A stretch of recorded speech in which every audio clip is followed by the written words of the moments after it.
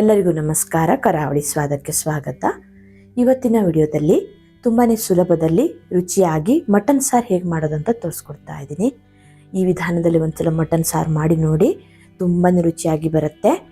ಅನ್ನ ಮುದ್ದೆಗೆಲ್ಲ ಸೂಪರ್ ಆಗಿರುತ್ತೆ. ಅಷ್ಟೇ ಸುಲಭದಲ್ಲಿ ಮಾಡ್ಕೊಳ್ಬಹುದು. ಬನ್ನಿ ಹೇಗೆ ಮಾಡೋದಂತ ನೋಡೋಣ. ಮೊದಲಿಗೆ ಮಸಾಲೆನ ರುಬ್ಕೊಳ್ಳಿಕ್ಕೆ ಒಂದು ಮಿಕ್ಸಿ ಜಾರ್ ತಗೊಂಡು ಅರ್ಧ ಕಪ್ ಆಗುವಷ್ಟು ಕಾಯಿ ತುರಿನ ಹಾಕೊಳ್ತಾ ಇದ್ದೀನಿ. ಹಾಗೆ ಒಂದು 2 ಇಂಚ್ ಆಗುವಷ್ಟು ಶುಂಠಿ, 2 ಬೆಳ್ಳುಳ್ಳಿ ಗಡ್ಡೆನ ಸಿಪ್ಪೆ ತೆಗೆದು ಸೇರಿಸ್ಕೊಳ್ತಾ ಇದ್ದೀನಿ. ಹಾಗೆ ಒಂದು 4 ಪೀಸ್ ಆಗುವಷ್ಟು ಚಕ್ಕೆ, ಒಂದು 5 ರಿಂದ 6 ಆಗುವಷ್ಟು ಲವಂಗ, ಹಾಗೆ 2 ಏಲಕ್ಕಿನ ಹಾಕೊಳ್ತಾ ಇದ್ದೀನಿ. ಹಾಗೆ 2 ಈರುಳ್ಳಿ, 2 ಟೊಮೆಟೊನ ಕಟ್ ಮಾಡಿ ಸೇರಿಸ್ಕೊಳ್ತಾ ಇದ್ದೀನಿ. ನಂತರ ಒಂದು ಚಮಚ ಆಗುವಷ್ಟು ಹುರುಗಡ್ಲೆ, ಹಾಗೆ ಒಂದು ಅರ್ಧ ಚಮಚ ಆಗುವಷ್ಟು ಗಸಗಸೆನ ಹಾಕೊಳ್ತಾ ಇದ್ದೀನಿ. ಹುರುಗಡ್ಲೆ ಬದಲು ಗೋಡಂಬಿನೂ ಸಹ ಹಾಕೊಳ್ಬಹುದು. ನಂತರ ಸ್ವಲ್ಪ ಕೊತ್ತಂಬರಿ ಸೊಪ್ಪನ್ನು ಸೇರಿಸ್ಕೊಳ್ತಾ ಇದ್ದೀನಿ. ಹಾಗೆ ಖಾರಕ್ಕೆ ನಾನಿಲ್ಲಿ 2 ಚಮಚ ಆಗುವಷ್ಟು ಖಾರದ ಪುಡಿನ ಸೇರಿಸ್ಕೊಳ್ತಾ ಇದ್ದೀನಿ. ನಂತರ ಒಂದು 2 ಚಮಚ ಆಗುವಷ್ಟು ಧನಿಯಾ ಪುಡಿನೂ ಸಹ ಸೇರಿಸಿ 1/4 ಚಮಚ ಆಗುವಷ್ಟು ಕಾಳು ಮೆಣಸನ್ನು ಹಾಕ್ಕೊಂಡಿದ್ದೀನಿ. ರುಬ್ಲಿಕ್ಕೆ ಬೇಕಾಗುವಷ್ಟು ನೀರು ಹಾಕ್ಕೊಂಡು ನುಣ್ಣಗೆ ರುಬ್ಕೊಳ್ಬೇಕು. ಯಾವುದನ್ನು ಹುರಿಯೋದು ಬೇಡ, ಎಲ್ಲವನ್ನು ಹಸಿಯಾಗಿ ರುಬ್ಕೊಂಡ್ರೆ ಆಯಿತು. ನೋಡಿ, ಈ ರೀತಿ ನುಣ್ಣಗೆ ಇದನ್ನು ರುಬ್ಕೊಂಡು ಇದನ್ನು ಇವಾಗ ಸೈಡಲ್ಲಿ ಎತ್ತಿಟ್ಕೊಳ್ತಾ ಇದ್ದೀನಿ. ನಂತರ ಮಟನ್ ಸಾರು ಮಾಡಲಿಕ್ಕೆ ಸ್ಟವ್ ಮೇಲೆ ಕುಕ್ಕರ್ ಇಟ್ಟು 2 ಚಮಚ ಆಗುವಷ್ಟು ಎಣ್ಣೆ ಹಾಕ್ಕೊಂಡಿದ್ದೀನಿ. ಎಣ್ಣೆ ಬಿಸಿ ಆದಮೇಲೆ ಒಂದು ಈರುಳ್ಳಿನ ಚಿಕ್ಕದಾಗಿ ಕಟ್ ಮಾಡಿ ಹಾಕ್ಕೊಂಡಿದ್ದೀನಿ. ಈರುಳ್ಳಿನ ಸ್ವಲ್ಪ ಫ್ರೈ ಮಾಡ್ಕೊಳ್ಬೇಕು.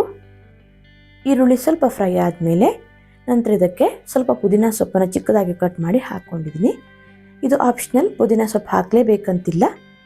ಈ ರೀತಿ ಸ್ವಲ್ಪ ಫ್ರೈ ಮಾಡಿ ಹಾಕೊಳ್ಳೋದ್ರಿಂದ ಟೇಸ್ಟ್ ಚೆನ್ನಾಗಿರುತ್ತೆ.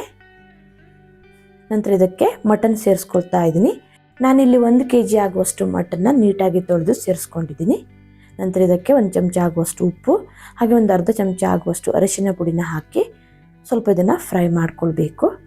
ಒಂದು 3 ರಿಂದ 4 ನಿಮಿಷ ನೋಡಿ, ಈ ರೀತಿ ತಿರುಗಿಸ್ತಾನೆ ಚೆನ್ನಾಗಿ ಮಟನ್ನ ಫ್ರೈ ಮಾಡ್ಕೊಳ್ಳಿ. ನೋಡಿ, ಈ ರೀತಿ ಮಟನ್ನ ಸ್ವಲ್ಪ ಫ್ರೈ ಮಾಡಿಕೊಂಡು ನಂತರ ಇದಕ್ಕೆ ರುಬ್ಬಿಟ್ಕೊಂಡಿರೋ ಮಸಾಲೆನ ಸೇರಿಸ್ಕೊಳ್ತಾ ಇದ್ದೀನಿ. ಮಸಾಲೆನ ಹಾಕಿ 1-2 ನಿಮಿಷ ಮಸಾಲೆ ಜೊತೆ ಮಟನ್ನ ಸ್ವಲ್ಪ ಫ್ರೈ ಮಾಡ್ಕೊಳ್ತಾ ಇದ್ದೀನಿ. ನೋಡಿ, ಈ ರೀತಿ ಫ್ರೈ ಮಾಡಿಕೊಂಡು ನಂತರ ಇದಕ್ಕೆ ನೀರು ಸೇರಿಸ್ಕೊಂಡ್ರೆ ಆಯಿತು. ಮಟನ್ ಸಾರು ಯಾವ ಹದದಲ್ಲಿ ಬೇಕು ಅಂತ ನೋಡಿಕೊಂಡು ಅಷ್ಟು ನೀರನ್ನು ಸೇರಿಸಿ ಅಡ್ಜಸ್ಟ್ ಮಾಡ್ಕೊಳ್ಳಿ. ನಾನಿಲ್ಲಿ ಒಂದು 2 ಗ್ಲಾಸ್ ಆಗುವಷ್ಟು ನೀರನ್ನು ಹಾಕಿ ಚೆನ್ನಾಗಿ ಇದನ್ನು ಮಿಕ್ಸ್ ಮಾಡಿಕೊಂಡು ನಂತರ ಇದಕ್ಕೆ ಉಪ್ಪು ಸೇರಿಸ್ಕೊಳ್ತಾ ಇದ್ದೀನಿ. ಆಲ್ರೆಡಿ ಮಟನ್ ಫ್ರೈ ಮಾಡುವಾಗ ಸ್ವಲ್ಪ ಉಪ್ಪು ಹಾಕ್ಕೊಂಡಿರೋದ್ರಿಂದ ಉಪ್ಪನ್ನು ನೋಡ್ಕೊಂಡು ಸೇರಿಸ್ಕೊಳ್ಳಿ. ನೋಡಿ, ನಾನಿಲ್ಲಿ ಸಾರನ್ನು ಈ ಹದದಲ್ಲಿ ಇಟ್ಕೊಂಡಿದ್ದೀನಿ. ಇನ್ನು ಸ್ವಲ್ಪ ತೆಳ್ಳಗೆ ಕೂಡ ಮಾಡ್ಕೊಳ್ಬಹುದು. ಸಾರು ಇನ್ನೂ ಸ್ವಲ್ಪ ಗಟ್ಟಿ ಬೇಕಾದರೆ ನೀರು ಸ್ವಲ್ಪ ಕಡಿಮೆ ಹಾಕ್ಕೊಳ್ಳಿ. ಉಪ್ಪು ಖಾರ ಏನಾದರೂ ಕಡಿಮೆ ಇದ್ದರೆ ಚೆಕ್ ಮಾಡ್ಕೊಂಡು ಇವಾಗಲೇ ಸೇರಿಸ್ಕೊಳ್ಳಿ. ನಂತರ ಕುಕ್ಕರ್ ಮುಚ್ಚಳನ ಮುಚ್ಚಿ ಒಂದು 7 ರಿಂದ 8 ವಿಸಿಲ್ ಆಗೋ ತನಕ ಬೇಯಿಸ್ಕೊಳ್ತಾ ಇದ್ದೀನಿ. ಮಟನ್ ಎಳೆದಾಗಿದ್ದರೆ ಒಂದು 4 ರಿಂದ 5 ವಿಸಿಲ್ ಆಗೋ ತನಕ ಬೇಯಿಸ್ಕೊಟ್ರೆ ಸಾಕು. ನಾನಿಲ್ಲಿ 7 ವಿಸಿಲ್ ಆಗಿ ಪ್ರೆಷರ್ ಎಲ್ಲ ಹೋದ್ಮೇಲೆ ಮುಚ್ಚಳನ ಓಪನ್ ಮಾಡ್ತಾ ಇದ್ದೀನಿ. ನೋಡಿ, ಮಟನ್ ಸಾರು ಎಷ್ಟು ಚೆನ್ನಾಗಿ ಬಂದಿದೆ ಅಂತ. ಕೊನೆಗೆ ಚಿಕ್ಕದಾಗಿ ಕಟ್ ಮಾಡಿರೋ ಸ್ವಲ್ಪ ಕೊತ್ತಂಬರಿ ಸೊಪ್ಪನ್ನು ಹಾಕಿ ಮಿಕ್ಸ್ ಮಾಡ್ಕೊಳ್ತಾ ಇದ್ದೀನಿ. ನೋಡಿ, ಈ ರೀತಿ ತುಂಬಾ ಸುಲಭದಲ್ಲಿ ರುಚಿಯಾಗಿ ಮಟನ್ ಸಾರನ್ನ ಮಾಡ್ಕೊಳ್ಬಹುದು. ಅನ್ನ ಮುದ್ದೆಗೆಲ್ಲ ಸೂಪರ್ ಆಗಿರುತ್ತೆ. ಈ ವಿಧಾನದಲ್ಲಿ ಒಂದ್ಸಲ ನೀವು ಮಟನ್ ಸಾರು ಮಾಡಿ ನೋಡಿ, ಮತ್ತೆ ಮಾಡಿ ತಿಂತೀರ, ಅಷ್ಟು ಚೆನ್ನಾಗಿರುತ್ತೆ. ತುಂಬಾ ಸೂಪರ್ ಆಗಿರುತ್ತೆ. ಅನ್ನ ಮುದ್ದೆಗಷ್ಟೇ ಅಲ್ಲ, ಇಡ್ಲಿ ದೋಸೆ ಚಪಾತಿಗೂ ಕೂಡ ಇದು ಸೂಪರ್ ಆಗಿರುತ್ತೆ. ನೋಡಿದ್ರಲ್ವ ಯಾವ ರೀತಿ ಮಟನ್ ಸಾರು ಮಾಡೋದಂತ.